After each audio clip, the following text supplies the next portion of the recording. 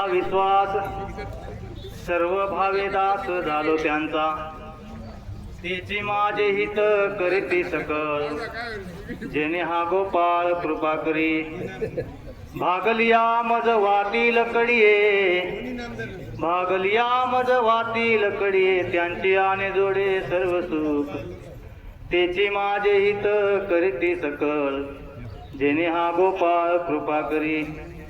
तुका म्हणे शेष घेईन आवडी, बोलिले वचन न मोडिते, तेची माझे हित करीते सकळ, जेणे हा गोपाळ कृपा करी. मायोग पिटे तटे भीमरत्याम, वरम पुंडरिकाय दातुम मुनींद्रहे, समागत्य तिष्ठन्त तमानंद कंदम, प्रब्रह्मलिंगम भजे पांडुरंगम. पांडुरंगा करू प्रथम नमन, दुसरे चरण संतांचिया, त्यांच्या कृपादाने कथेचा विस्तारू. बाबाजी सद्गुरु दास तुका, नमो सद्गुरु तुकया ज्ञानदीपा, नमो सद्गुरु सच्चिदानंद रूपा, नमो सद्गुरु भक्त कल्याण मूर्ती, नमो सद्गुरु भास्करा पूर्ण कीर्ती. मनोजवम मारुतुल्य वेगम, जितेंद्रिय बुद्धिमत्तामुरिष्टम, वातात्मजम वानरयुत मुख्यम, श्रीरामदूतम शरणम प्रपद्ये. जयांचे केले स्मरण, होय सकळ विद्येंचे अधिकरण, तेचे वंदू श्रीचरण श्री गुरूंचे ते नमस्कारून आता. मस्तक हे पायावरी, या वारकरी संतांच्या. प्रस्तुत प्राप्त ठिकाणी प्रवचन रूपी सेवेसाठी घेतलेला अभंग, परमार्थाच्या कलशस्थानी विराजमान असलेले विश्ववंदनीय संत सम्राट देहू निवासी श्रीमंत जगद्गुरु तुकोबाराय महाराज यांचा संतांचा महिमा वर्णन करणारा अभंग आहे. या अभंगाचा सरळ सरळ असा तुकोबाराय म्हणतात, या जगात कोणी विश्वासाला पात्र असतील तर ते फक्त संतच आहेत, आणि म्हणून मी माझ्या आयुष्यात फक्त संतांच्या पायावर विश्वास ठेवला. का ठेवला तर त्यांच्याशिवाय माझं हित कोणी करू शकत नाही. तेची माझे हित सकळ, जेणे हा गोपाळ कृपा करी. प्रत्येक जीवाला हिताची तळमळ आहे, आपलं हित झालं पाहिजे असे प्रत्येक जीवाला वाटतं, पण अन्य अन्य मार्गाने आपण स्वतःचं हित शोधण्याचा प्रयत्न करतो. ते हित आपल्याला पाहिजे ते मिळत नाही, मिळालं तरी टिकत नाही. परंतु तुकोबाराय सांगतात, खऱ्या अर्थाने भगवान परमात्म्याची प्राप्ती करायची असेल, खरं हित करायचं असेल तर संतांना काया वाचा मनाने शरणागती केली पाहिजे. तुकोबाराय सांगतात, सर्व सुखाची जरी प्राप्ती करायची असेल तर संतांची काया वाचा मनाने शरणागती केली पाहिजे. आणि अशा संतांचं उच्चिष्ट जरी खाल्लं तरी आपलं हित झाल्याशिवाय राहत नाही. असे जगद्गुरु तुकोबाराय या अभंगातून आपला अनुभव तुमच्या आमच्या पुढे समाजापुढे मांडता आहेत. चिंतनाला स्पर्शे सुरुवात करण्यापूर्वी थोडासा परिहार देणं तो असा, भगवान कपालेश्वर श्री क्षेत्र कपालेश्वर, तर चालता चालता आपण ज्यांना भेटायला चाललो आहोत ते विश्वगुरु निवृत्तीनाथ महाराज, आणि यांच्या भेटीसाठी जात असताना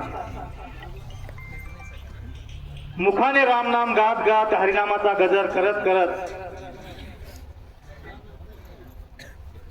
दर को दर मुक्काम चालत चालत आपण आज या एकलरे गावामध्ये आपण या ठिकाणी आज पोहोचलेले आहोत. आणि ज्या आपण जिथे पोहोचलेले आहोत खऱ्या अर्थानं त्यांना संतांचा महिमा नक्कीच माहिती असावा, कारण संत ओळखणे सोपी गोष्ट नाही. या कुटुंबाला देवात तेवढे धन्यवाद कमी आहेत महाराज. स्वागत तर आपण आपल्या नातेवाईक आप्तेष्ट पाहुण्यांचं करत असतो, पण त्या स्वागताला किंमत नाही बरं. खऱ्या अर्थाने संतांचा महिमा वर्णन करायचा असेल, संतांचा महिमाचं कौतुक करायचं असेल तर कसं करावं या कुटुंबाकडनं शिकण्यासारखं आहे. आणि म्हणून ज्यांच्या प्रेरणेने, ज्यांच्या कृपा आशीर्वादाने आपला दिंडी सोहळा मोठ्या उत्साहाने मोठ्या दिमागात पार पडतो आहे ते आपले सर्वांचे श्रद्धास्थान गुरुवर्य स्वामी मठाधिपती नाना महाराज यांच्यामुळे हा आनंद आपल्याला उपभोगायला मिळतो बरं का. या दिंडीचा विशेष असा आहे, इथं येड्याला जरी डोक्यावर आठवत तरी इथे बसून प्रवचन करेल अशी परिस्थिती प्रत्येकाच्या इथं असं कोणी मान नाही कोणी लहान नाही.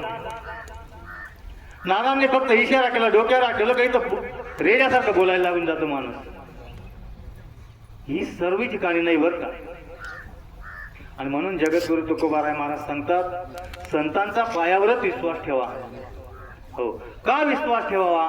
आपल्याला प्रत्येक जीवाला हित पाहिजे. म्हणून संतांची संगती करायला तुकोबाने अनेक ठिकाणी प्रत्येक अभंगात सांगितलंय. मज दे तयांची संगती, मग मी कमलापती तुझ भाना आणि कंटाळा, नाही का. हो, वैष्णवा संगती सुख वाटे जीवा आणि कमी देवा काही नेणे. संतांचीच मागणीची मागणे ते एक तुझं प्रति आहे, देशील तरी पाहे पांडुरंगा, या संतास निर्वी ह्याची मज दे आणि तुझे पायी न मागू देवा. भगवान परमात्म्या कडे तुकोबारायांनी काही मागितलं असतं तर भगवंताला देवा लागला तर हा अधिकार तुकोबारायांचा होता. परंतु जगद्गुरु तुकोबारायांची मागणी पहा, प्रत्येक ठिकाणी संतांची संगत सांगितलेली आहे तुकोबारायांनी. एकदा भगवान परमात्मा तुकोबारायांना विचारतात, तुकोबाराय काहीतरी मागा ना तुकोबाराय. पण तुकोबाराय वडिलांची रीत जाणत आम्हा मागणे काही अनुचित, आम्ही मागत नाही. तरीही जगाच्या मालकानं तुकोबारायांना सांगू, मागा तुकोबाराय काहीतरी मागा तुकोबाराय. त्याला जगद्गुरु तुकोबारायांना तुला द्यायचंच असेल तर एक काम कर, मला धीरूभाई अंबानीच्या घरी जन्माला घाल असं सांगितलं. समजा आपल्याला देव प्रसन्न, आपण काय मागतो? आपली मागणी नाश पावणारी आहे, दुःख देणारी मागणी आहे. आता ते दृष्टांत देत भेटत नाही, वेळ कमी असतो इथं फक्त महत्वाचं बोलायचं. तुकोबारायांनी सांगितलं, एक काम कर, तुला द्यायचंच आणि एक काम कर, हरिदासाची हे घरी मज उपजवा जन्मांतरी, मनसी काही मागा हेची देगा पांडुरंगा. तुला द्यायचंच असेल ना, एक काम कर, मला हरिदासाच्या घरी जन्माला घाल. हो, जगद्गुरु तुकोबारांना वाटलं काही जास्त मागितलं गेलं का काय. तुकोबारा सांगतो, देवा काही जास्त मागितलं असेल एक काम कर, मला पशुचा जरी जन्म दिला तरी चालेल म्हणे. कोणत्या पशुचा? उदाहरण द्यायचं झालं तर माऊली ज्ञानोबरायांची पालखीच्या पुढे जो घोडा चालतो, त्या पालखीच्या पुढे चालणारा घोड्याचा जन्म दिला तरी मला चालेल. हो, जगद्गुरु तुकोबारायांची मागणी आहे, पंढरीसी कोणी जातीवार करी, होईन त्यांच्या घरी पशु याती, अशा पशु मला केलं तरी चालेल बरं का. ही तुकोबारायांची मागणी आहे. त्याच्याही पुढे जाऊन सांगतात, जास्त मागितलं गेलं का? मग भगवान परमात्म्याकडे तुकोबाराय सांगतात, असं काम कर, संत ज्या नाणी स्नान करतात नातात ना, त्या नाणीतला किडा केलं तरी चालेल. सेविन उच्चिष्ट लोळे नांगणी, वैष्णवांच्या नाणी होईल किडा. त्या संत घरात जे नाणी संत नातात ना, त्या घरात किडा केलं तरी चालेल, तरी मी तिथं राहील, अशी जगद्गुरु तुकोबारायांची मागणी. नाशी मागणी मागत असताना प्रत्येक जीवाला सुखाची तळमळ लागलेली आहे. का विश्वास ठेवला तुकोबाराय? समाजामध्ये माणसं पाहिलं तर अनेक प्रकारचे माणसं आपल्याला दिसतात. एक भ्रांत आहे आणि एक विप्रल भ्रांत आहे. विप्रल भ्रांत म्हणजे काय? स्वतःची सुद्धा समजूत विश्वास ठेवला तरी विश्वास राहत नाही, त्याला भ्रांत म्हणतात.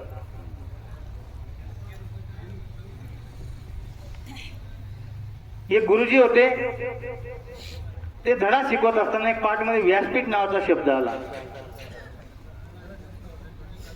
आणि व्यासपीठ नावाचा शब्द येत असताना एका मुलाने शंका विचारली, सर मला शंका आहे म्हणे. विचार म्हणे, व्यासपीठ म्हणजे काय? गुरुजी हुशार होते, पैसे भरून नोकरीला लागलेला गुरुजी होता तो म्हणे, मूर्ख माहित नाही तुला व्यासपीठ म्हणजे काय? एवढा सोपा प्रश्न तुला माहिती नाही? म्हणजे सांगा तुम्ही. अरे मूर्ख, जसे अमेरिका आपल्या देशामध्ये गव्हाचं पीठ आहे, बाजरीचं पीठ आहे, डाळीचं पीठ आहे, कुळदाचं पीठ आहे, अमेरिकेमध्ये व्यासपीठ नावाचं एक पीठ आहे ना म्हणे, माहित नाही तुला मूर्ख? आता सांगा, असा जर शिक्षक राहिला शिकवायला, अशा नुसत्या खेळत होईल का भला आपला? असा समाजामध्ये एक प्रकार आहे बरं. आणि एक विप्रलभंग नावाचा प्रकार आहे. हो, तो असा एक प्रकार आहे, विश्वास ठेवला विश्वासघातच करतो, असा एक प्रकार आहे. एक जंगलामध्ये जंगल होतं, जंगलामध्ये हत्ती होता, उन्मत्त झालेला हत्ती होता, आणि त्यात काही कोले होते. बरेच दिवस झाले त्या कोल्यांची त्या जंगलामध्ये काही असा भागत नव्हतं. उदरनिर्वाह करण्यासाठी त्यांना काही जास्त मिळत नव्हतं. चिंतेत झाले, एकदा मीटिंग भरवली सर्व कोल्यांनी. काय करायचं आता, 4 महिने आपल्याला काढायचे आहेत, कसं काढायचं, उदरनिर्वाहासाठी काय करायचं. एक म्हातारा कोला त्यांच्यात होता. तो म्हणे, आहे भाऊ एक आयडिया आपल्याकडे, पण ते करायला पाहिजे ना कोणी. एक कोला असा समोरच बसलेला होता. तो म्हणते, जबाबदारी माझ्यावर सोडा, तुम्ही सांगा तर खरं. आणि मग सांगितलं, म्हणे आपल्या जंगलामध्ये एक उन्मत्त झालेला हत्ती आहे, आपण जर त्याला मारलं तर 4 महिने भागतील म्हणे आपलेवाले.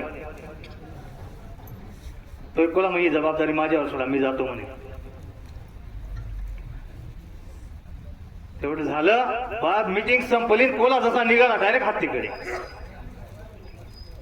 आता उन्मत्त झालेला हत्ती होता तो, पण आपल्याला माहिती आहे सर्वांना, कोल्याची जात सर्वात हुशार असते म्हणे.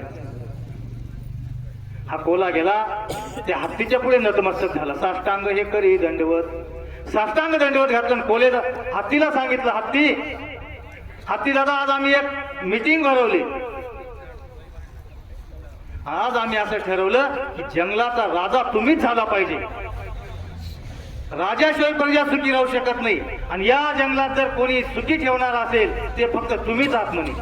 ती जबाबदारी तुम्हाला सांभाळावी लागेल. आता हत्तीला काय पण कान वर करून दिलं हत्तीने. हत्तीला वाटलं, बा आपले तर चांगलं लकी लॉटरी लागली म्हणे. हत्ती खुश झाला.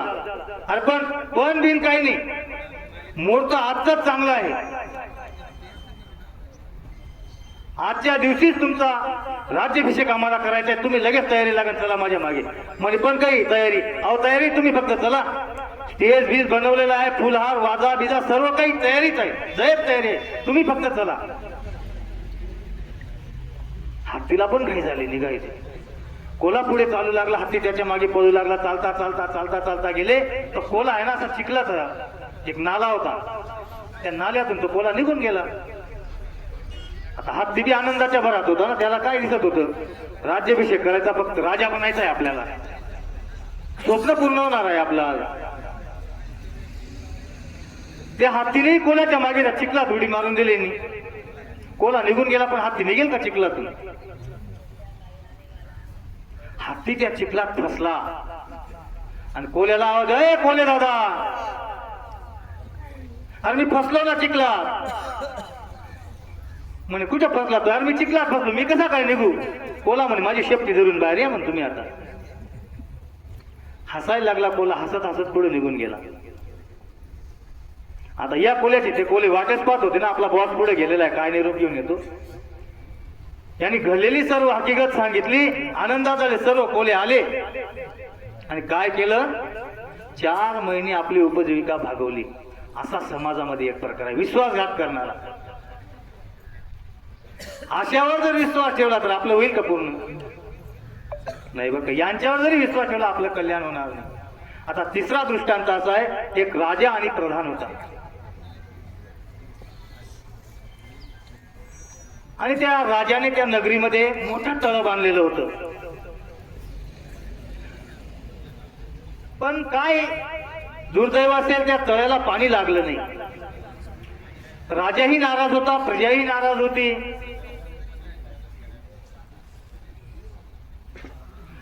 आणि राजा आणि प्रधान त्या जंगलामध्ये अरण्यामध्ये शिकारीसाठी गेले. शिकार करता करता थकले आणि एका आम्र वृक्षाखाली ते आराम करण्यासाठी बसले. तिथं त्यांना डोळे लागून गेले, झोप लागली. आणि त्या झाडावर एक पिंगळा आणि पिंगळीचं जोडपं बसलेलं होतं. ते संवाद करत होते एकमेकांमध्ये. ती पिंगळी त्याला विचारत होती, समोर जे केलेलं आहे ते तळ काय आहे? तो पिंगळा सांगू लागला, या राजाने या नगरीसाठी पाण्याची व्यवस्था केली होती, पण दुर्दैवाने पाणी लागलं नाही, म्हणून तळा कोरडा आहे, पाणी नाही या प्रजेला. म्हणे मग काय उपयोग, पण काय करायचं? पण इथं जर एक काम केलं तर या तळ्याला पाणी येणार आहे. म्हणजे कसं काय? जर या तळ्यामध्ये राजाचा शिरछेद केला आणि त्या राजाचा शिरछेद करून रक्त जर त्या तळ्यात टाकलं तर हा पाण्याने तुडुंब भरणार आहे म्हणे. ती पिंगळी म्हणाली, खरं आहे म्हणे, राजाचा शिरछेद केल्यावर तळ्याला पाणी येणार आहे, पण ज्याने ज्या प्रजेसाठी केलं त्याला विचारायला राजाचा काय उपयोग म्हणे. पिंगळा म्हणे, तो ऐक ना पुढे मी काय सांगतो. पण असं होणार आहे, इथून 4थ्या नंबरचे जे झाड आहे ना म्हणे, त्या झाडाचा जर रस त्या राजाच्या मानेला लावला तर राजा पूर्ववत जिवंत होणार आहे म्हणे. असं संभाषण त्या पिंगळा आणि पिंगळीचं चालू होतं. पण प्रधानाला मात्र ही पक्षाची भाषा समजत होती आणि प्रधान जागे होता.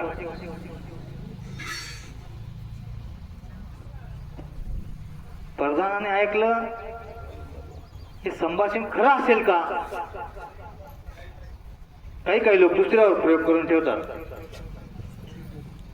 तू घे अगोदर मग मी घेसू. पण हा प्रधान राजाचा सेवक, कट्टर सेवक होता बरं का. याने ते संभाषण ऐकलं, त्या 4थ्या नंबरच्या झाडाजवळ गेला, त्या 4थ्या नंबरच्या झाडाचा रस काढला, आपला बोट कापला, तो रस त्या ठिकाणी लावून पाहिला, राजाचा बोट पूर्ववत जसाच तसा होऊन गेला. प्रधानाचा ते काय गर्दीत होऊन जात. एकदा असं झालं ना, एक ठिकाणी पत्रिका द्यायला पाहुणा गेलो मी, जेवण करत नव्हतो मी. म्हणे आबा जेवण कर जाय, जेवणच कर जाय. म्हटलं नका, नाही जेवणच कर जाय. त्यांनी डबू पोळ्याची भाजी केली. माझ्या बरोबर एक होता, गावाचं नाव नाही सांगत, तुमच्याच भागातलं गाव आहे ते. जेवणाला बसलो ना घर मालक समोर, आम्ही असं भिंतीला टेकून बसलो, वाढले डबू पोळ्याची भाजी वाढली. आता डबू पोळा थोडा माझ्या बजेटपेक्षा मोठा होता, 2 करू म्हटलं. तो डबू पोळा मी असा दाबला, तसा निटकला ना, ज्याच्या घरी जेवण त्याच्या ताटात. मला तर असं झालं, आता काय करू आणि काय नाही हो. तो म्हणे काय रे भाऊ, मग निष्ठी गया. आता समाधीच खाणं पडे. दुसरा डबू पोळा इतका मोठा होता ना, मी असा गच्चा टाकून म्हणे असा मूठ मध्ये असा टाकला, असा टाकून घेतला. धरला नाही, फोडण्याचा प्रयत्नच केला नाही. आणि त्या दिवसापासून डबू पोळ्याची भाजी झाली का जेवतच नाही. तसा या राजाने आपला बोट पूर्ववत झाल्याचं क्लिअर खात्री करून घेतली, विश्वास संपादन करून घेतला. राजा झोपला होता, तलवार घेतली, राजाच्या छातीवर बसला हा प्रधान, तलवार अशी उगारली, तलवार वर केल्या बरोबर राजाने डोळे उघडले. आता काय वाटलं असेल राजाने पापणी सुद्धा खाली केली नाही, जसा तसा पाच राहिला आणि पुन्हा डोळे मिटून घेतले. त्या प्रधानाने राजाच्या मानेवर तलवार चालवली, शिरछेद केला, ते रक्त घेतलं, त्या तळ्यात टाकलं, तळा तुडुंब पाण्याने भरून आला. पुन्हा 4थ्या नंबरच्या झाडाजवळ तो प्रधान गेला, तो रस घेतला, त्या मानेला लावलं, राजा पूर्ववत जिवंत झाला. दोघं निघाले, घरी निघून गेले. मला सांगायचं आहे, तलवार उगारताना प्रधानाची राजाने पाहिली होती, पण राजाला थोडी सुद्धा शंका आली. हा विश्वास प्रधानाचा राजावर होता, तसा विश्वास जगद्गुरु तुकोबारायांचा संतांवर आहे. बरं हो, जगद्गुरु तुकोबारायांचा संतांवर विश्वास आहे, असा विश्वास असला पाहिजे. संत म्हणजे काय?